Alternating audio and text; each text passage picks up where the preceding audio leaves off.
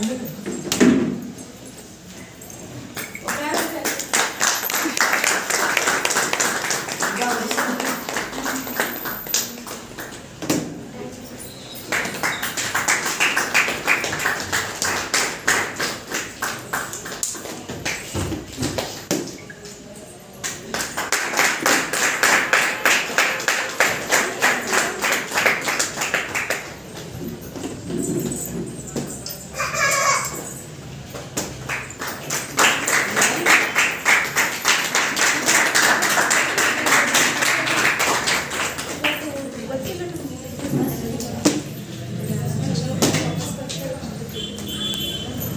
ಬೆಳಗಿಸುವ ಮೂಲಕ ಈ ಒಂದು ತರಬೇತಿಗೆ ಚಾಲನೆ ನೀಡಿದಂಥ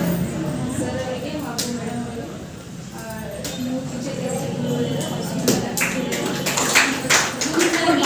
ಇವತ್ತಿನ ಒಂದು 5ನೇ ದಿನದ ತರಬೇತಿಯ ಒಂದೆರಡು ಅನಿಸಿಕೆಗಳನ್ನು ಹೇಳಬೇಕಂತ ಪ್ರಾಸ್ತಾವಿಕ ನುಡಿಯನ್ನು